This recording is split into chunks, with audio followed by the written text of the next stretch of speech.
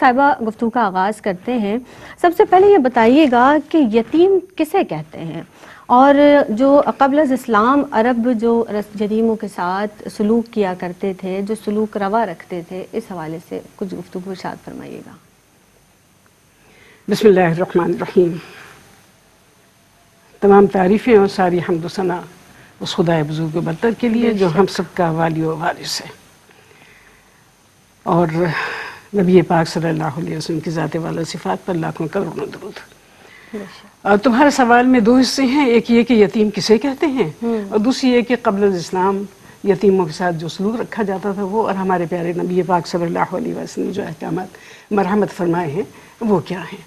تو یتیم کے دیکھو لغوی معنی تو ہوتے ہیں تنہا، اکیلا، ایک تنہا اکیلا، لیکن جب اصطلاح میں ہم یتیم کا لفظ استعمال کرتے ہیں تو اس سے مراد ہوتا ہے وہ بچہ یا وہ بچی جس کے والد کا سایہ اس کے سر سے اٹھ چکا ہو. اچھا، اور کس وقت؟ کم سنی میں، یعنی جب وہ مکلف نہ ہوا ہو، چھوٹی عمر میں، کم سنی میں. اگر کوئی 50 برس کا ہے، 40 برس کا ہے، 30 برس کا ہے یا مکلف ہے تو اس صورت میں وہ اصطلاحی طور پر یتیم نہیں کہلائے گا، حالانکہ والد کا سایہ سر پر نہیں ہے. تو کسے کہتے ہیں؟ کم عمر بچے کا جس کے سر سے والد کا سایہ اٹھ چکا ہو، وہ یتیم کہلاتا ہے. اللہ. تو یتیم کی یہ تعریف تو یہ ہو گئی. اچھا دیکھو، ایک چیز ہمیں ہر وقت ذہن میں رکھنی چاہیے، وہ یہ کہ دین اسلام جو ہے ایک تو مکمل دین ہے، سو تو ہے ہی. اس میں جو انسانیت کو جو شرف حاصل ہے نا، وہ اس سے پہلے نہیں تھا. لہٰذا اسلام نے جو ہمیں تعلیم دی وہ یہ دی کہ کل بنی نوع انسانی ایک آدم و حوا کی اولاد ہیں. بے شک. ٹھیک ہے جی، ایک آدم و حوا کی اولاد ہیں. تو اگر خدا نخواستہ کسی کے سر سے باپ کا سایہ اٹھ گیا ہے تو باقی ماندہ لوگوں کا فرض کیا بنتا ہے کہ اس کے ساتھ وہی سلوک روا رکھیں جو اس کا والد اس کے ساتھ رکھتا تھا، یعنی اس کی کفالت کی ذمہ داری یہ وہ فلانے کا سارا کچھ. اچھا، اب دیکھو چند باتیں یہاں پر بیان کروں گی. وہ یہ کہ قرآن حکیم کی جانب جب ہم، اللہ کے کرم جو ہمارے پر ہوتا ہے اور ہم اس کو دیکھتے ہیں، اللہ تعالیٰ ہمیں توفیق عطا فرمائے، تو ہمارے پیارے نبی پاک صلی اللہ علیہ وآلہ وسلم کو پروردگار دو عالم نے اس لقب سے یاد فرمایا جس سورہ ضحیٰ ہم کہتے ہیں والضحیٰ واللیل اذا سجی. اس میں آپ نے کہا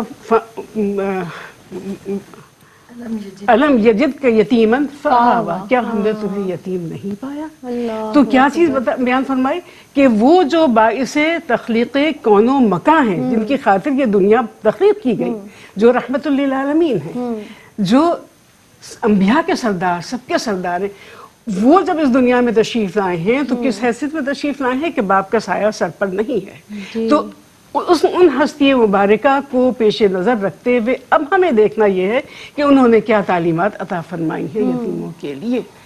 دیکھو، اسلام سے پہلے تو تمہیں معلوم ہے جو صورتحال تھی وہ تھی. ہر ایک جانتا ہے کہ یتیم تو یتیم سلسلہ جو چلتا تھا لڑائیوں کا، اس کا دشمنی کا، لوگوں کے مال لوٹنے کا، چوری کا، یہ وہ اپنی جگہ تھا، وہ اپنی جگہ تھا. صحیح.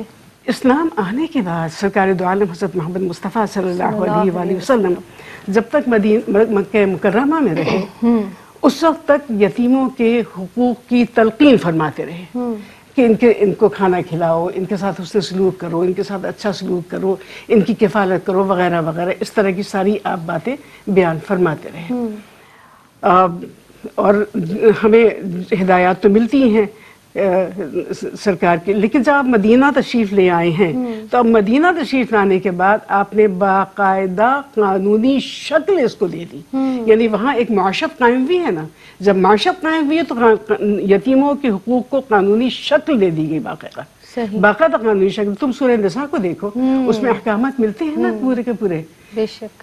سورہ دہر میں ہمیں پتہ چلتا ہے، سورہ حجرات سے ہمیں پتہ چلتا ہے، بہت ساری چیزیں ہیں جن سے جہاں ہمیں اس چیز کا پتہ چلتا ہے. یعنی ڈاکٹر صاحبہ جس طرح آپ حقوق کی بات کریں اور قانونی شکل کی آپ نے بات ارشاد فرمائی، یعنی اس سے قبل جو یتیموں کے ساتھ جو سلوک روا رکھا جاتا تھا، یا اگر ان کو اپنے ساتھ بھی رکھا جاتا تھا تو یا چچا تایا اس وجہ سے بھی رکھتے تھے کہ ان کی جائیداد نہ ادھر ادھر ہو جائے. ان کی جائیداد کیا، ان کے اوپر جو ظلم و ستم ہوتا تھا.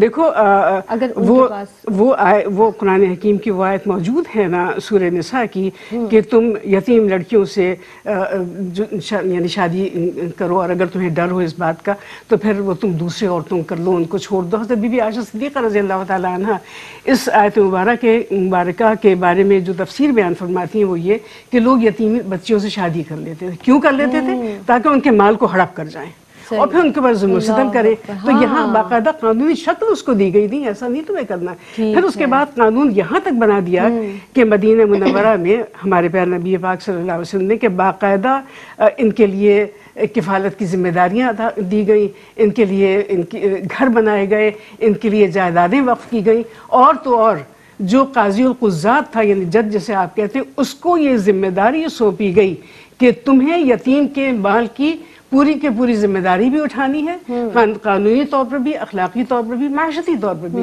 اور اس کے حقوق کی پاسداری تمہیں کرنی ہے. تو یہ دیکھیے یہ اس طرح کر دیا. پھر جو ہدایات ہمیں ملتی ہیں اور جو مقامات ہمیں ملتے ہیں، یہاں تک فرمایا کہ جس نے یتیم کی کفالت کی میں اور وہ روز آخرت اس طرح ہوں گے آپ نے اپنی 2 انگلیوں کی جانب اشارہ فرمایا. تو کون بدبخت ہوگا جو یہ نہ چاہے. اور آپ کے اس فرمان کے بعد ہم دیکھتے ہیں کہ کوئی گھر ایسا نہیں تھا جہاں یتیم کے بارے میں خیال نہ کیا جاتا. سبحان اللہ، سبحان اللہ. ڈاکٹر صاحبہ بہت ہی عمدگی کے ساتھ آپ نے گفتگو فرمائی، اور قبل از اسلام جو معاشرہ تھا، جس طرح سے جہالت کا اندھیرا چھایا ہوا تھا، اور یتیموں کے ساتھ یا ہم بچیوں کے ساتھ بھی بالخصوص پڑھتے ہیں کہ زندہ دفن کر دیا جاتا تھا، اور یتیم بچیوں کے ساتھ بہت ہی ناروا سلوک روا رکھا جاتا تھا.